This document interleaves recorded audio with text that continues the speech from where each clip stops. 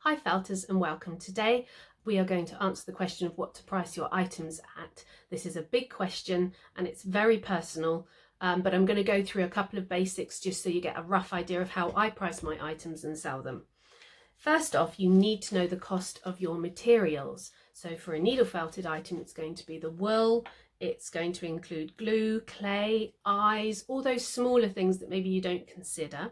And then the other thing you need to know is your labour costs, or the amount you would be paid per hour if this was a proper job, which it's not a job you go into and you get paid by the hour, but you do spend a lot of time at home sitting there. And I do think for an item in particular, you need to time yourself and know the true time it took you.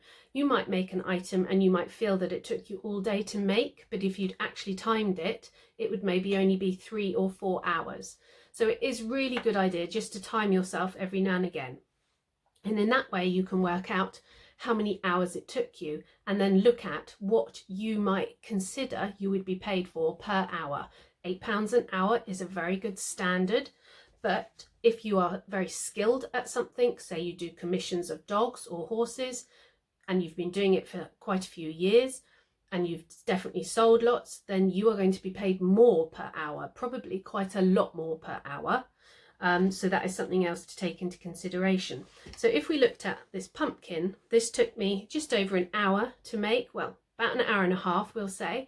So that would be £8 per hour is what I consider suitable for my hourly rate. So that would be £12, and then costs is probably no more than £1. We all know the cost of wool is actually really low. What people are paying for is your skill in creating the item. So this would be £13. Now you then move on to the retail industry standard where they say times 2 for retail, so that's £26, and then times 2 for wholesale price if you were to sell to a shop, so that's 26, and then 3 times for retail, so that's 39. And there's no way personally that I would pay £39 for this pumpkin, so I really struggle to apply the retail manufacturing formula to needle felted items. However, needle felted items are one of a kind. It's very difficult to recreate them, and if you've got really good skills factors that come into it as well because you've been doing it a while, that's things you're going to need to consider. I would take your item and then once you've worked out your costs and your labour, then look at all the other sites that sell, where people sell similar. You've got Etsy, eBay, people do sell some things. Look at personal websites, look on Instagram, and then because people do link to their websites off Instagram, and have a look at the price range for something similar to yours. And then a lot of people recommend that you try and go for a middle value, so you're neither too high or too low. So that's one way to get a rough idea. The other thing you have to consider is, are you selling on a site that's going to charge you commission? If you are selling on Etsy, you're talking about a 10 to 15% commission, and then you've also got the time it's going to take you to take the photographs and the time it's going to take you to list the item. That could be another hour easily. And then also look at postage, whether postage is going to be included or not. I am going to do a separate video on my experiences of selling on Etsy because it works quite well for me and I've been doing it for a while. So I'll make that in a couple of weeks if you're interested. Or the other thing is, if you are selling at a craft fair, if the craft fair cost you £25 to go to it and you sell £250 worth of stuff, 10%, or that £25 is 10% of 250. So every item you sold, 10% is the cost of the craft fair. So it's like your commission if you were selling on Etsy. So do consider those extra costs. One way you can try and help your prices is to reduce costs by buying in bulk.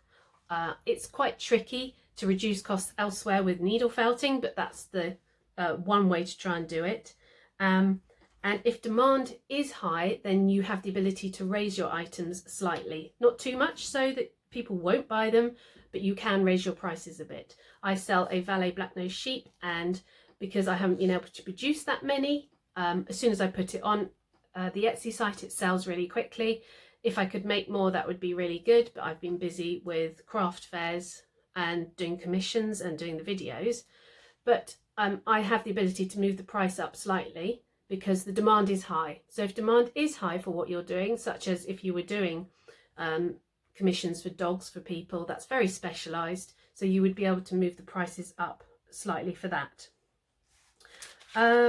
Don't go too low is the main biggest bit of advice I'd like you to take out from here. If you are doing this as a hobby and you just want to cover the cost of your materials, that's a little bit unfair to everybody else that's charging for their labour as well. So do try and put a decent price on something.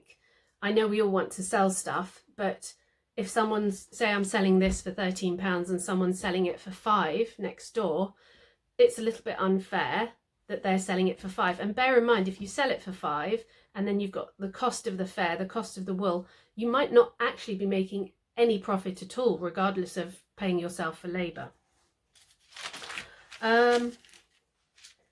If something, say you put something on Etsy and it doesn't sell straight away, don't keep lowering your price.